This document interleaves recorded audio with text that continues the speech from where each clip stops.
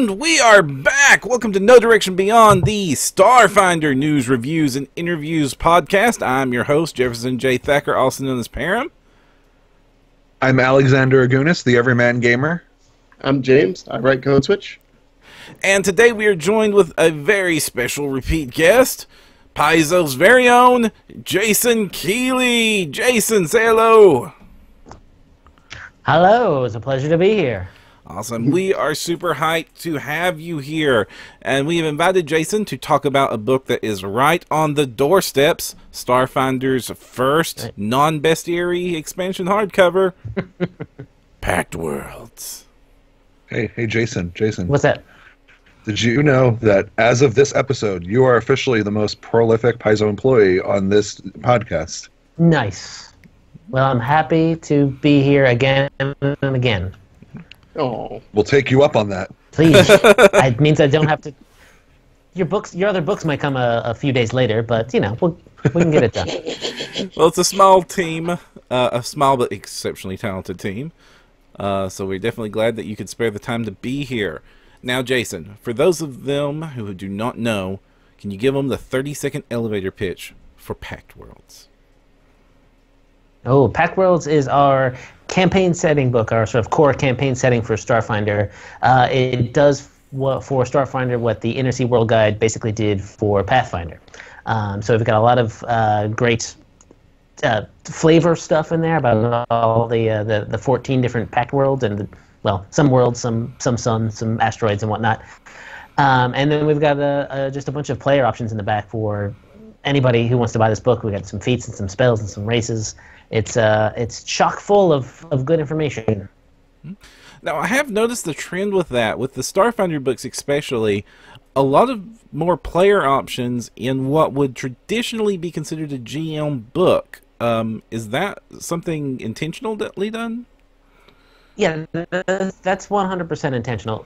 Because we have such a small team, we don't have any plans at the moment to have a Starfinder player companion line, for instance. So we need to get in as much player content as we can, wherever we can. So we have it in the back of the AP volumes. We've got it in Alien Archive. We've got it here in Pact Worlds. We're going to have it in Armory when that comes out. I mean, obviously Armory, because that's mostly just stuff for players to buy. But every book, we want to try to get at least something in there for all of our players, GMs and player characters alike. I kind of feel like it makes sense to do it with this book, too. If I remember the Pathfinder campaign setting book, the Inner Sea World Guide, that has a lot of player options in it as well. Yeah, that's got some feats and stuff. Do you think there are any comparisons you can make to, like, the format of that book compared to the book that's sitting so tantalizingly next to you? Wait, what do you mean? Oh, a dinosaur. Okay. Jokes.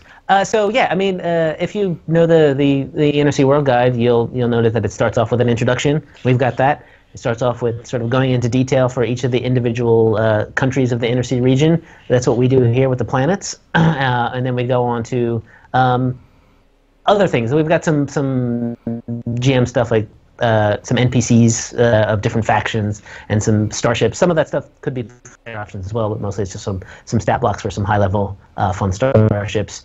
And then we go straight into just a chapter that's all the player options, and that's your feats and spells and whatnot. So the format is pretty similar. Awesome.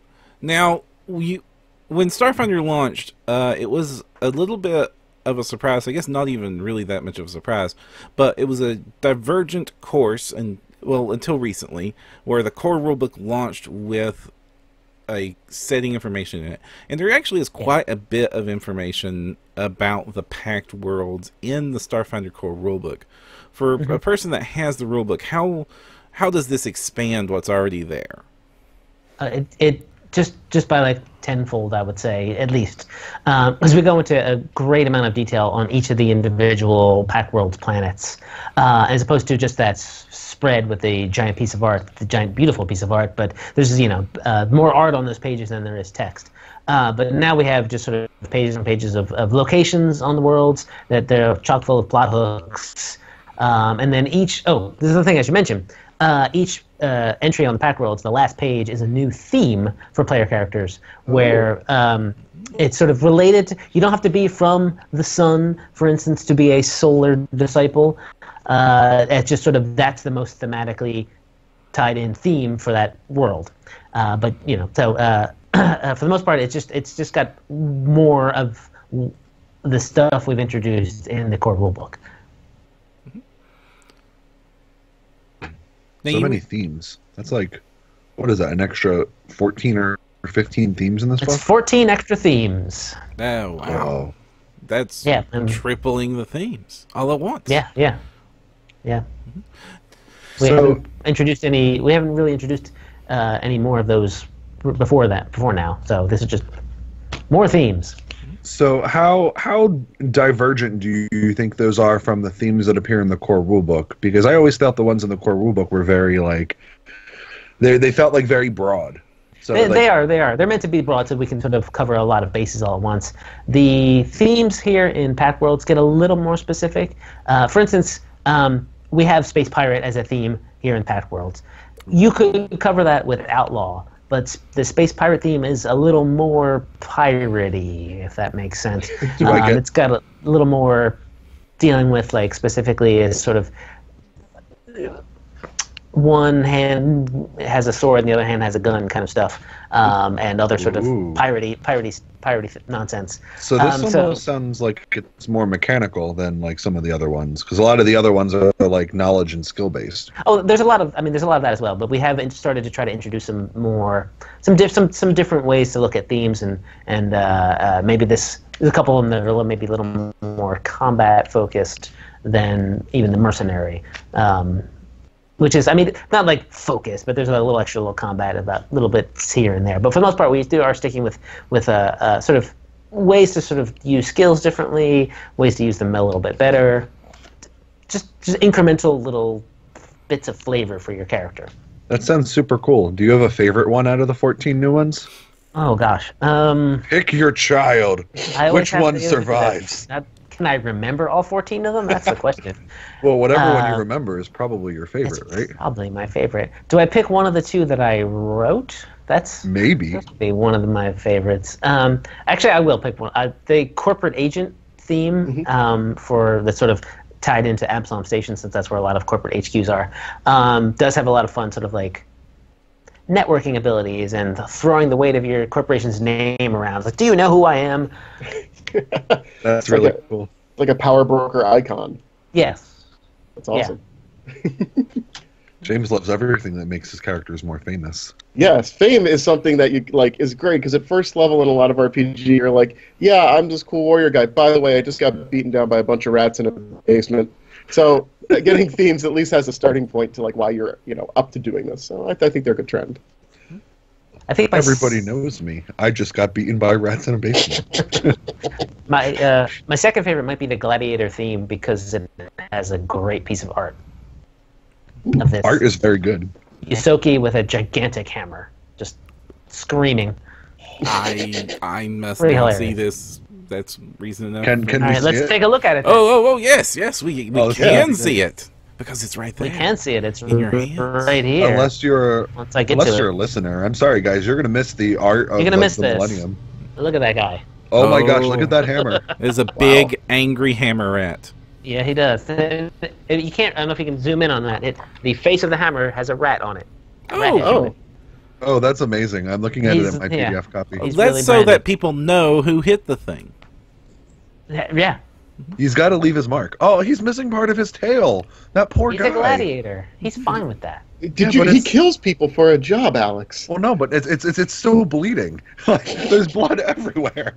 That's why he's yelling. He's in the middle of the fight. I'm sure that he And it was a has tailor of the leg. Come more on, than man. adequate workplace insurance looks to like someone cover took a any bite sort out of of his ear. regeneration necessary. Now, I it's think you important are to think. overestimating the Akaton insurance policy. Now, it's important to note that this is indeed the Pact Worlds, which is where you guys have been focusing as your campaign setting, but Starfinder itself isn't limited to one star system. So That's right. So why the choice to put so much detail on this one star system when we're going to be launching our players beyond? Well, the Pact Worlds is just dense with stuff to do. So we figured that's the place where you can always start there, and you can always go back there super easily using your drift engines to get back to Epsilon Station. So we really wanted to make this sort of feel like a vibrant place. So that's why we concentrated so much on these 14 worlds and all the little bits happening there, and all the different political intrigue going on between them and on them. I mean, any number of campaigns could be set on just one individual planet of the Backworlds and still be a robust Starfinder campaign. So it's a choice, and when you want to send your players out into the vast, that allows you to make up whatever you want. But we've already sort of laid claim to these 14 worlds, and we want to make sure that we show them to you. Harry just wants more Vescarium content. I want it too. I mean, so far the Pact Worlds have been really fun playing through the Starfinder Society scenarios. Like, some of them do go beyond, but like, there's adventures on at least 3 planets or areas that I can think of that are all really fun and really like flavorful to that area and make you go, oh, this might actually be bigger than it seems. Because like with space, you're always like, we're going to go really far, and you don't need to, at least for a lot of things. Yeah. Totally. Now, you mentioned that we could have whole campaigns on a planet. What would be your favorite planet detail in the Pact Worlds to post a campaign in? Probably Triaxis. Triaxis. Now, this is not a strange place for players to be adventuring in. So what makes Starfinder era Triaxis such a attractive proposition? Well, I mean, because it really drives home the science fantasy part of Starfinder, because you've got these corporations, these massive corporations, which are on one part of the planet, which are run by dragons. So you can have a whole sort of Game of Thrones meets what's a Shadowrun kind of feel to it, where you're sort of maybe dealing with heads of state that are dragons, and then dealing with their sort of petty wars and their squabbling. Well, you can also just sort of, have the adventure out in the snow if it happens to be Triaxis' winter season, which lasts for hundreds of years, and just it stuff like that. There's a lot to ground it, and sort of stuff that you might recognize if you're coming from a fantasy RPG, but then you can just sort of go a little bit more nuts with it. I do agree that corporate dragons is probably the most science fantasy concept ever. Yeah. But it makes so much sense. I mean, it kind of piggybacks off of the bestiary with the dragon with the rocket launcher. It's like, you had to buy that from like a Space Walmart or something. Like, they Space Dragon Mart. But how do they sleep on the 401k? It's more conceptual for them now. They just sleep better knowing that they're sitting on all this information, right? I think a lot of the dragons of Triaxis are more information brokers than they are gold hoarders. Oh. Well, I mean, knowledge is power. Yeah. It would be really funny. Like, I like to think in my headcanon what happened is, like, the dragons of old like to like lay and lounge on giant piles of coins. And so, like, someone was like, oh yeah, well, we'll make a whole bunch of cred sticks, and we'll put 1 cred on each cred stick, and we can just lounge on the cred sticks. But then people started like figuring out how to like splice them in half and stuff, and just put empty cred sticks in the pile. So like, no, this isn't going to work anymore. I think they had a realization that the basis of money, so the credits or the dollar, whatever, is really just based on faith and in a way. Just because you believe something costs $1, it costs $1. And if the majority of people believe that, so the dragons came to realize, oh, all this gold that I'm laying on, it's technically just metal. Why don't I get the real stuff behind the gold, the faith and the facts and the information? Wow, the dragons are really smart bankers. Yeah. I'm Yeah. dreading to find out the dragon that got way too invested in cryptocurrency. He got sent out into the void and is Oh, now no. an outer dragon. That Oh, void no. coin was I worth guess. anything. Now, Triaxis, a lot of their races featured in Alien Archive. Is there any support for our dragonkin wanting to be players in the book? Well, there's a sort of dragony kind of theme that you could take that'll make you a little more dragony, even if you're already a dragonkin. There are. Wait, does this have? Yes, it does. It does have archetypes in it. This book, and a lot of archetypes themed around sort of lots of different factions, and you can be a part of the Skyfire Legion, taking one of those archetypes that way. Again, as we've said before in the books, you don't have to take that archetype to be that part of that faction, but this is just sort of one way to be part of the faction. So there's that. Yeah, No, there might be that's some good interesting. feats. Well, actually, since we're talking about Triaxis, that's a good example of one of the areas, one of the few areas that, besides Distance World, had a fair amount of supplementary content to use. How did that affect fleshing out Triaxis as opposed to fleshing out one of the planets where there wasn't a lot of Pathfinder-based material to work with? Well, what we did is we found a really awesome writer, Amanda Hammond-Coons, to go and look at all of the Reign of Winter stuff that we had already printed, all the stuff that was in Distant Worlds, and then just sort of synthesize it and then move it thousands of years into the future. So I think that was the easiest thing to do, which is make someone else do it. I guess it helps when you have someone as amazingly talented as Amanda, too. Yes, yeah.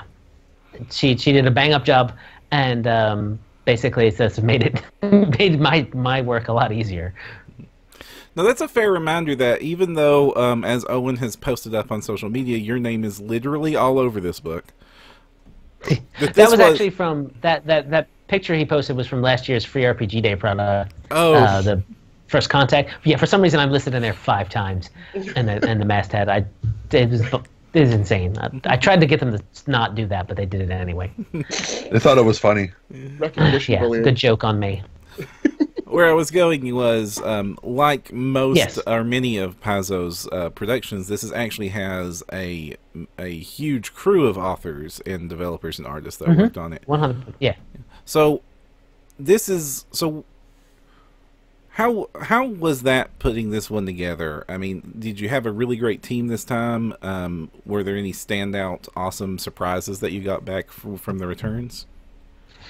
Yeah, I mean, it was a great team. Obviously, we try to get the best authors that we can get. So we had farmed that out to a fair number of people, and we had are some freelancers that you probably have heard of and love, like Robert Brooks and. Well, I would say Liz Liddell, but she's also technically a Paizo employee. But some of non-Paizo employees did some great stuff with this. I think about it, Liz did both the Gas Giants, and those turned out pretty fun. I don't really fully remember if there's anything that really stood out. It was just a big book that we had to bring everything together and make sure it was all.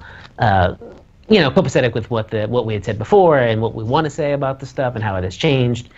Just a lot of great work on all of our authors' part. I can't name them all here because I don't have them all memorized, but I could open the book and read them all out loud. But you can do that too once you get your PDF. So I could, yeah. why don't you do that? This is a Do good you want time. me to read them? No. I meant to please yourself. do not. The viewing audience, please. They're Please go out and excellent. read those names. They're excellent people. Check out their work. Check out, yeah. Yes. Now, this is a good time to remind our audience No, read that me the we phone are filming live in front of a Twitch audience. If you want to ask any of us a question about Pact Worlds or have some questions for Jason here about the Starfinder, please get those in throughout the episode. We will be collecting those questions and answering them. Now, you've teased some player options, including archetypes. What do the archetypes look like? What do we have to look forward to there? We've got a lot of archetypes that are tied into a lot of factions that you have probably have heard of, especially if you've played Pathfinder or have read some of our some of the setting material in the Starfinder core rulebook. So just to name a few off the top of my head, there's the Arcanamirium Sage, which is good if you like magic items. We've got as I said, Skyfire Legion. We've got a Steward Officer if you want to be a space cop. We've got a couple. What's the other one? I could just look at them. I just look at them. Yeah. Open up the table of content. Yeah. When you said, because I got them right here. When you said Steward Officer, I thought like, oh, Space Butler, because that would be cool. No, not that kind of steward. Another Starfinder data jockey, if you want to be a member of the Starfinder data files. And then we've got a couple in here that are sort of a little more generic-ish, like the Divine Champion, which lets you to basically sort of be a bit of a paladin, bit of a space paladin.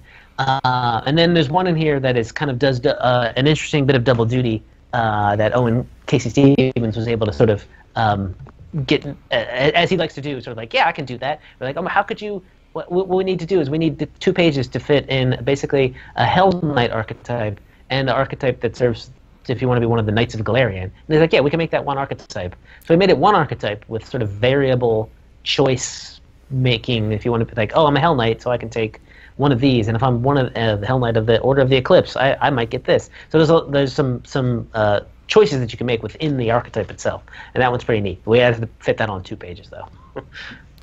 Now that's impressive. I can't think of any way that those two would ever get along enough to share page space. Yeah, that's weird. They're both lawful knights who wear armor, big heavy armor. So there you go. That's what they have in common. Armor, great. big old armor. Is Hell Knight plate a thing in the future? We haven't given you. It might be. It might be in the future of the actual future. There might be something like that in Armory. I don't think we've. I keep wanting to look at the book because I haven't. It's been forever since I've cracked this thing open. Yeah. I know there's stuff about House Thrune in the core rulebook. Yes, there's that Thrune gun. This is worth. Thrune gun. This is worth putting out. Oh my gosh! Yes. There's Hell Knight plate in this book. Go buy it right now. I'm just gonna keep this in my lap.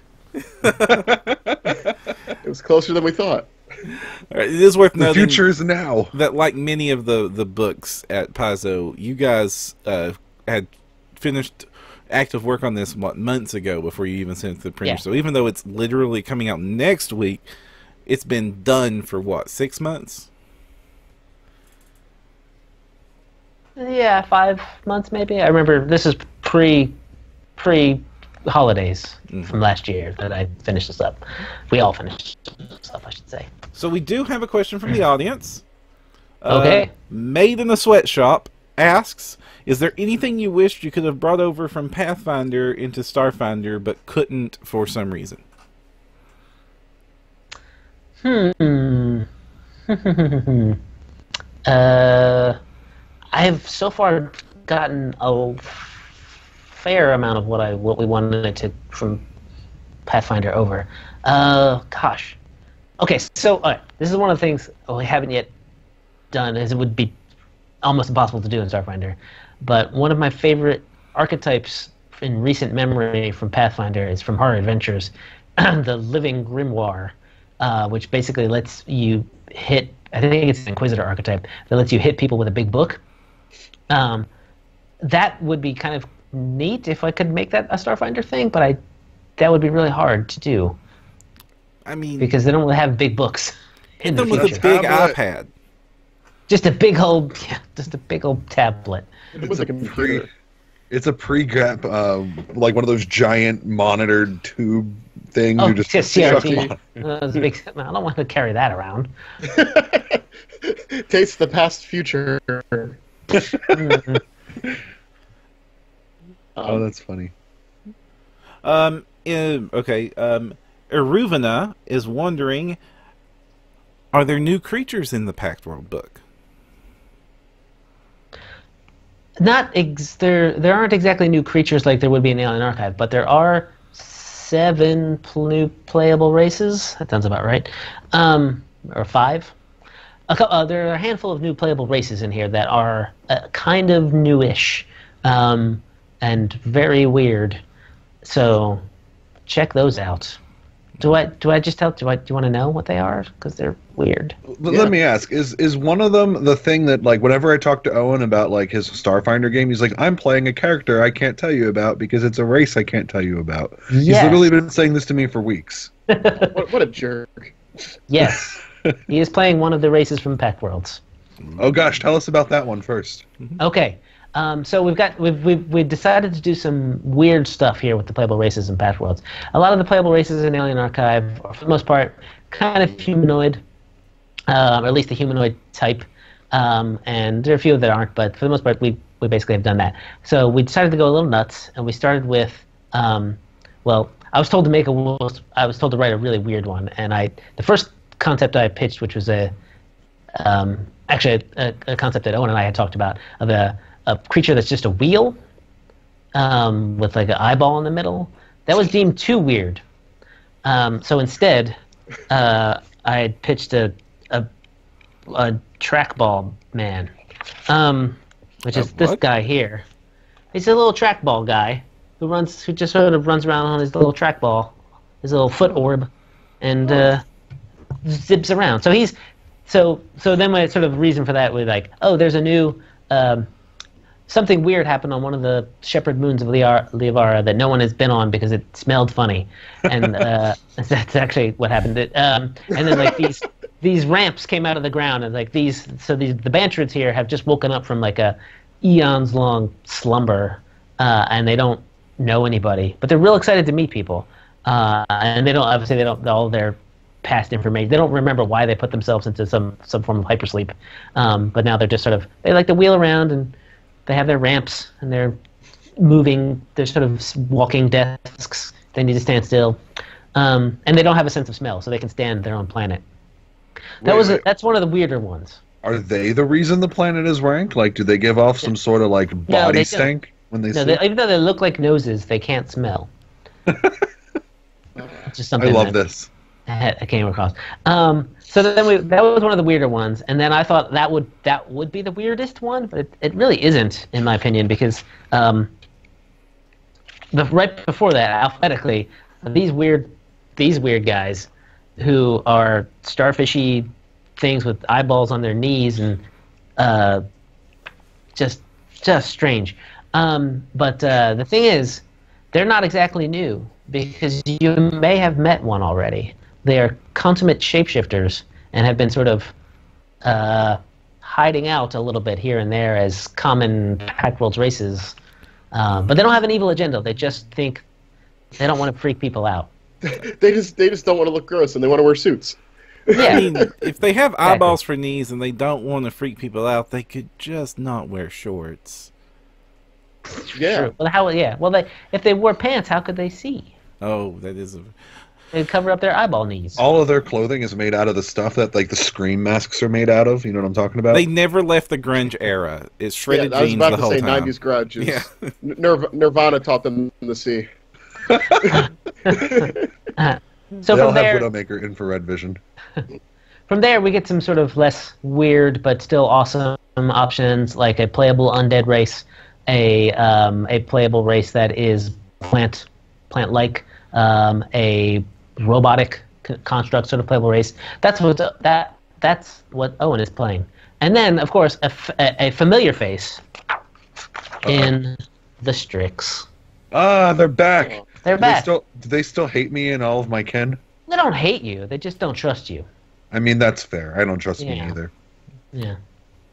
Oh. So Where do they that's- live now? Do they live on Epsilon? They live on Verces. A lot of them live on Verces in the Fulbright area, the sort of desert, always got the sun beating on it area, and a big old spire. That's where. Do they have most air of them. conditioners as a racial trait? Yeah, they're constantly fanning themselves with their own wings, so it works out well for them. Wow. That's I really- thought sort I'd of- see Strix again. Yeah, right. That's like a callback to the original Inner Sea World guide, because I think Strix were introduced in that book, right? I think they were. Yeah, they're definitely in there. I think they were introduced. Yeah, it was something we wanted to sort of like. That's a very Pathfinder race. We wanted to port it forward. We didn't, stuff like although I love them, Tengu or or Catfolk or whatever. Those races are also in lots of other things, but Strix are kind of super Paizo brand. Yeah, I mean, just from seeing them, it seems like this book was like really important into the timeline. I don't know if it was having the core setting built in, but for the Undersea World Guide, it was like a year and a half before that came out after the core rule book was out, and this one's out less than like 8 months. Yeah. We wanted to, obviously we wanted like, hey, here's some monsters first. We got to give you those so you can play the game. But now you want to play the game in our setting. Here you go. Yeah, it's just refreshing. It's like, hey, here's your dump about everything that you'd want. Want it sooner. Now, obviously the planets are getting their love in the book. What about some of the factions? Are we going to learn more about the power play inside of the Pact Worlds? We talk a little bit about here and there about like the stewards, and we talk a little bit about, in general, sort of by giving you these archetypes and a little bit of there's some NPC stat blocks in here. We talk a little bit about the free captains and that. There's some stuff that's baked into the plans. We don't have a separate section describing all of the different factions, but all the free captain stuff is in the diaspora. I'm trying to think if there's another one, like the augmented of Verces. We talk about them in the Verces chapter, so they're in there. Oh, do they talk about those cool Iamedian knights that they talk about at the first volume of Dead Sons? Well, they're in Dead Sons. Oh, yeah, they mention it in the back when they're going over the different layers of how you get into the station. Oh, yeah. Well, we have one of my other favorite pieces of art in the book, which I have to show you as well. I'm just showing it off. Is we have some Iamedian starships. Oh, dope. I think Space Paladins are awesome. Look at that thing. Look at that cathedral ship. It's beautiful. The work of art. All the art in this book is fantastic, by the way. I just want to point that out. All of our artists on here did an incredible job. I mean, is this James, can we update the Sunrise Maiden into that? There's a chance you could put a church on top of the Sunrise Maiden. It might be a very small church, but okay. Is this like a Las Vegas get married by Elvis church? No, this is a respectable church. This is a church of Mayday, sir. Fancy church. Yeah, in my home game, all of my players are playing Knights of Iowa. Oh wow! Wow. That was they wanted the theme. They wanted the military, and they wanted goodness. And I'm like, well, here we go. That makes it real easy. It's like the opposite of a Warhammer 40k group. There's no good in the Emperor's gaze. So if I am looking to upgrade the Sunrise Maiden with cool stuff in our Dead Sons game, is there anything in this book that's going to give my starship new options? Yeah, there's a couple. There's a brief bit of starship options right before all the stat blocks, just so we can put new stuff on these starships. Not any new. Well, there's a couple weapons, but nothing. There's no rules to make your starship into a big church. You just can do it if you want. But if you say you really want to have a, what was I going to say? We kind of didn't necessarily have this in the core rulebook, but a brig for your starship, you can put that in there. A lot of these are really specific to the types of starships you'll find. Like, you might not need a hydroponic garden on your starship, but if you want to have it because you're a member of the Xeno Wardens and like to have your trees out in space, there you go. James, can we have a brig? No, the ship is prison anyway. You guys are fine. You don't gotta worry about it. All you need to do is you get your standard form 17L, but where it says machine gun, put church. Yeah, I mean, it doesn't matter. Your priest of Triune is just going to turn it into a worship center for Triune anyway. That's true. We're probably going to get the church upgrade then. Made in a Sweatshop from chat wants to know: are there any more Space Fae? Are there? There will be. Ooh, will be. Oh gosh, I'll just say that. Something to tease you with. I kind of liked in Alien Archive there was the core reactor nuclear Fae, because that was just nuts. Yeah. That was basically the idea. It's a dryad, but for space engines. Sure. There's no way on Earth that can go wrong, especially since you're nowhere near Earth. All right. I mean, as long as she's got immunity to radiation, she's probably okay. Yeah. Maybe we'll get some deep space gremlins. Oh gosh. Oh God. Stay tuned. Oh goodness, lots of teasing. Can you imagine if you had gremlins that like hopped onto starships and then just like gave everyone in the crew like the roll twice and take the worst? If there was Pugwampies there, you just sink the ship because the ship is still a prison. You can't open the door. You can't roll high enough. Oh. Now, Are you still salty about that fight in Pathfinder Society, James? I might be salty all the time. That just might be my state of being. Sorry. Yeah.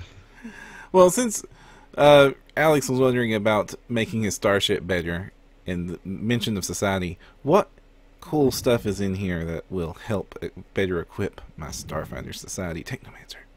Or anything that shoots these shooting guns.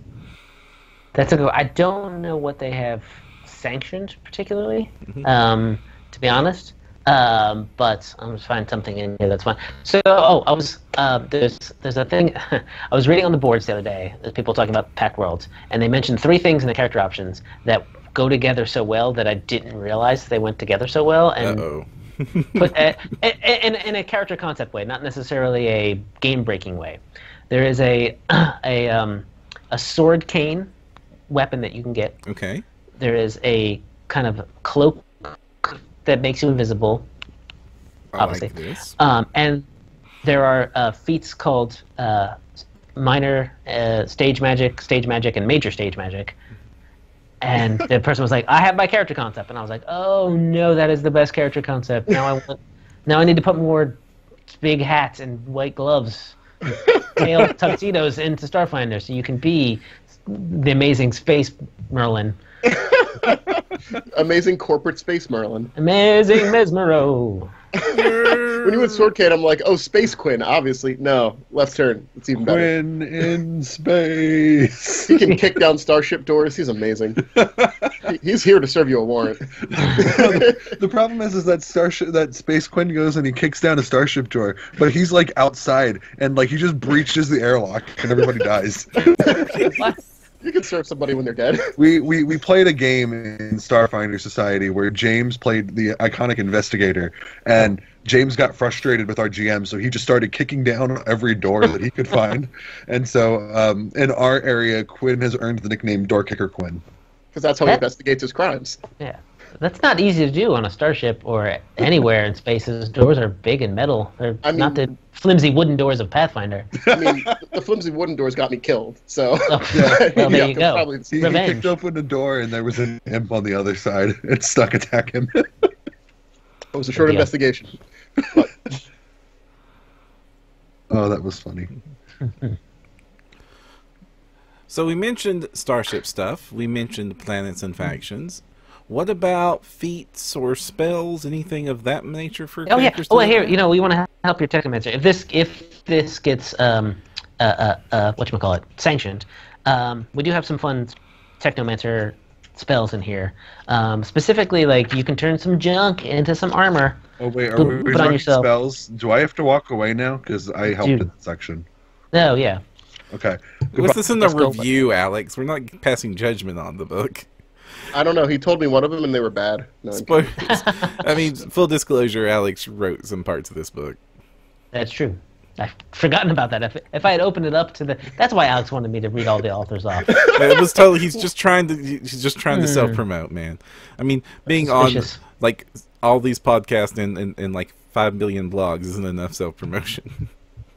Can I come up now? Yes, no, please. Stay down there. Stay in the hole. But we were talking about spells. What can I look forward to spells? Are these like... are these distributed like through the planets and stuff, or is this like a big section called spells? No. There's a like a couple spreads in the back. Then there's a whole the player options, except for the themes, are all sort of put at the end of the book. Okay. And sectioned off in their own sections. So there are a couple. If you remember from the core rule book, you've got like the healing junk bot and the helping junk bot and the battle junk bot. We've got a couple more junk spells, if that's what you want to base your Technomancer around. You can make junk armor and a junk sword. I'm actually picturing now that would be a really fun space goblin Technomancer theme to use. Just everything junk. And then we, of course, have a new cantrip in here, which is called Fabricate Scrap, which makes that junk for you to use on your junk armor and your junk sword and your junk battlebot if you don't have that junk lying around. That's pretty cool. A cantrip that makes stuff? Yeah. That's pretty just good. junk, though. It's only junk. I mean, it's just like AOL CDs, but I get it. Sure. I know.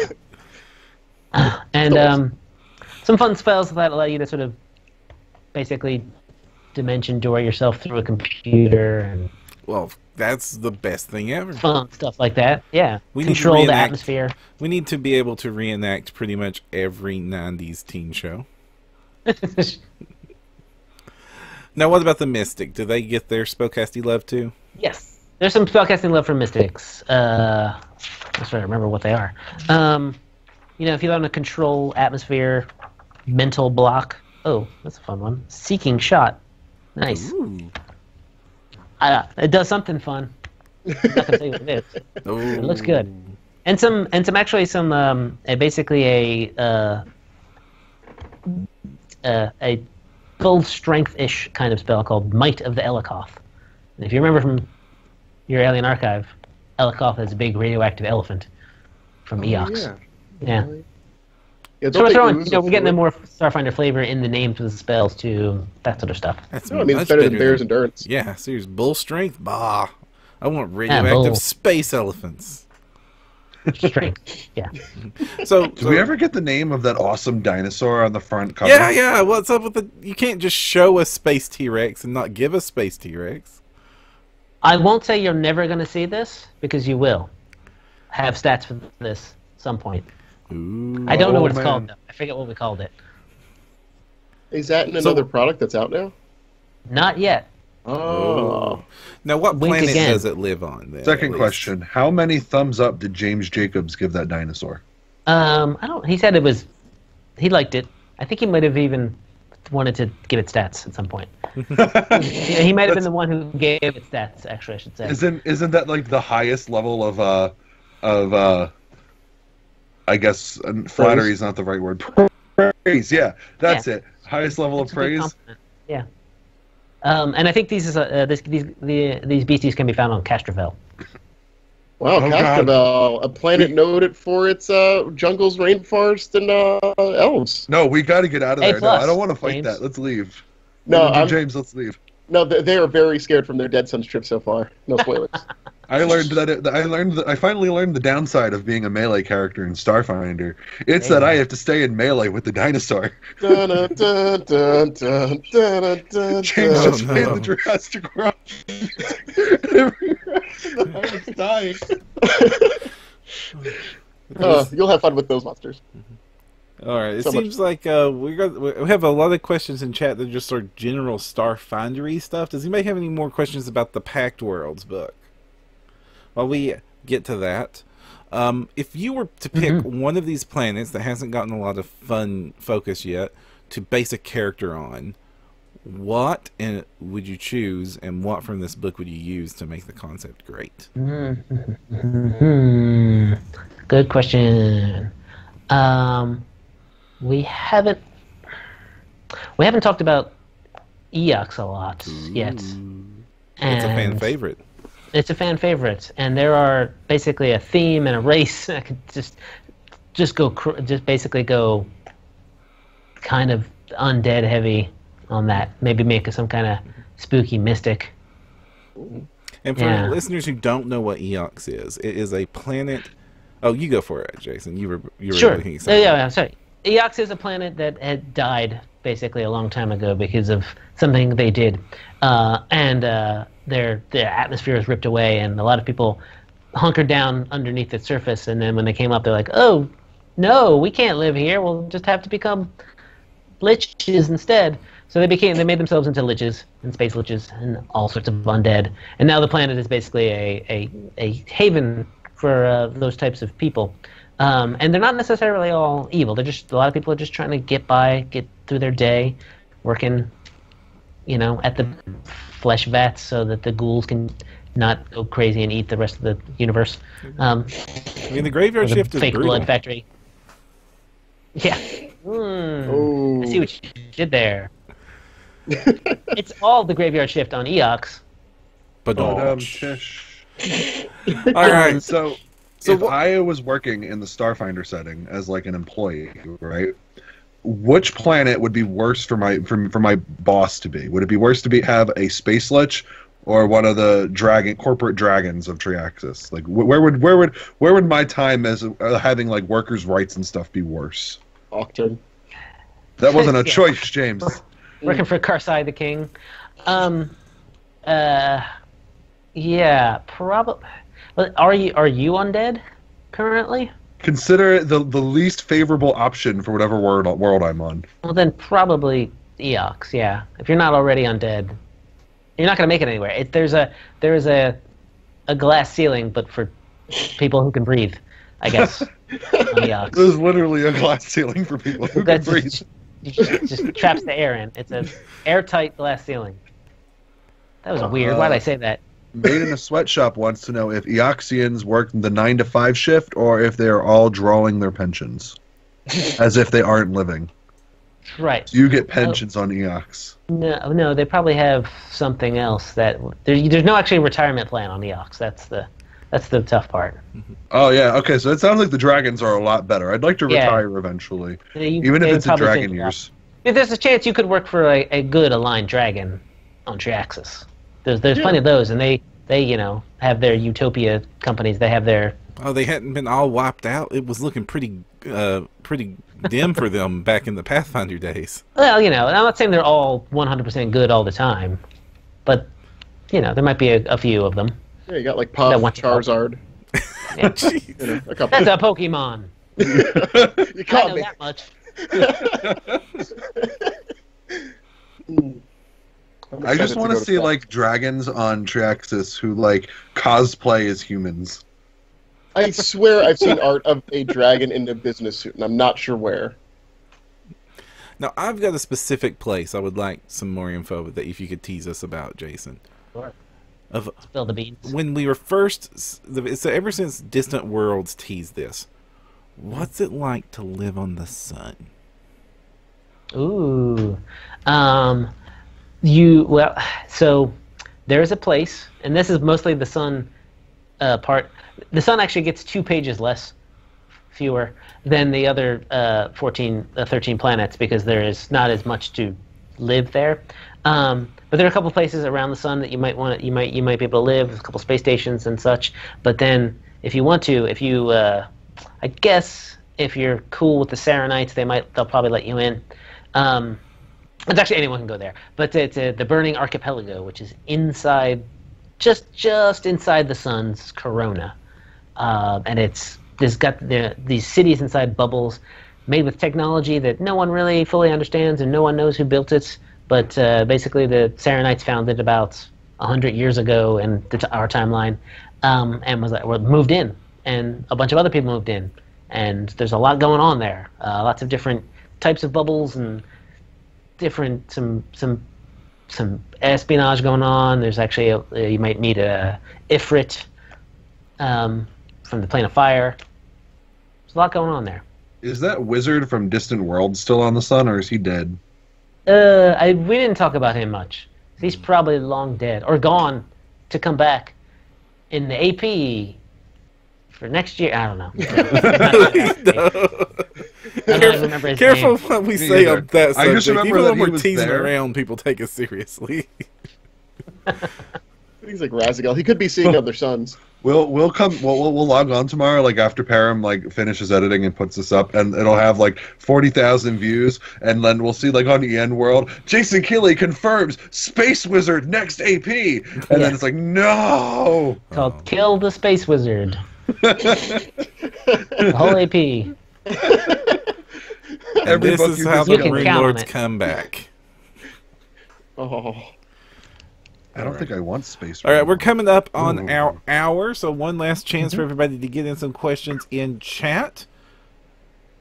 James, Yeah. what are you most excited about for the Pact Worlds? I'm more excited about information from Castroville. I am hopeful that there's Mystic connections. I haven't seen any of the book yet. Mine hasn't come yet. New spells are always cool. I just like knowing more of the world. Like when I first started playing Pathfinder, I didn't read the core rulebook. I immediately went and got the Inner Sea World Guide and Inner Sea Gods. and that's how I chose to digest that world and how everything works in it. And the Starfinder Core Rulebook was a good start, but I think this helps flesh it out so I can better, serve my players in Dead Suns. I need more names for stores, like space names. Like shooting Starbucks is kind of like my go-to, and I need like a bigger variety, and hopefully this helps.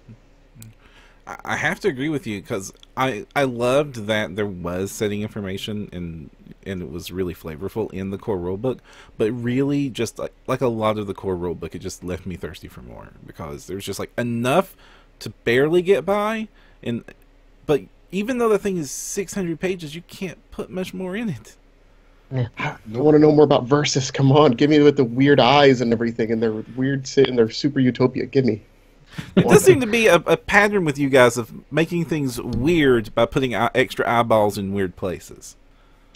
Well, those Verthani don't have extra eyeballs. They just have weird eyeballs. They're in the normal place, and they're the normal number of them. They're just all black. Oh. Look, eyes are the window to the soul, or something like that. Yeah, but their eyes are completely black. Also, they're weird and lanky. Mess with them.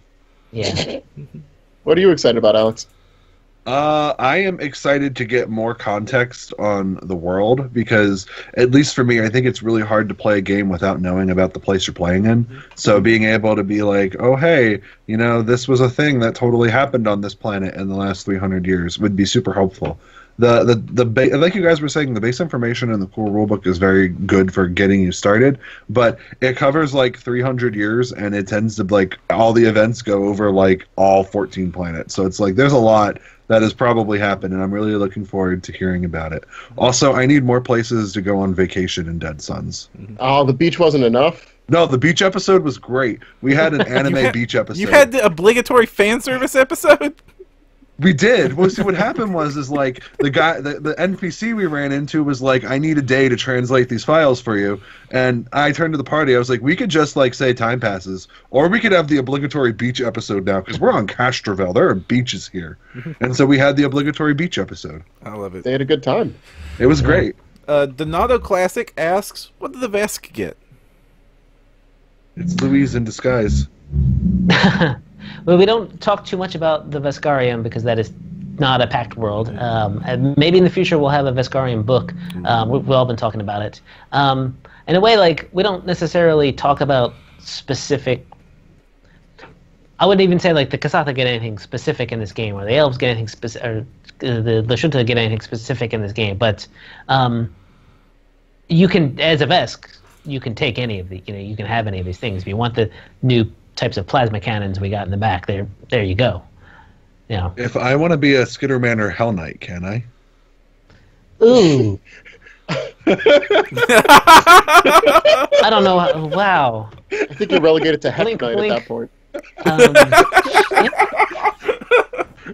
Is anything stopping me from being a Skitterman Hell Knight? No. Not at all. As long as you follow the code. You sound kind of concerned about this. Are you here to help?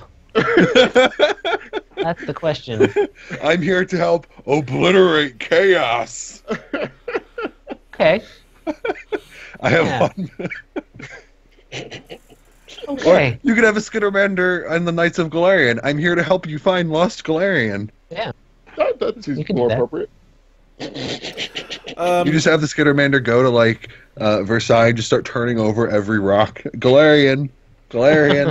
Yeah, you got to be careful what you ask them to do. Maiden They're their own monkey's paw. Oh, God. Main Sweatshop wants to know, have there been any black holes in Starfinder yet?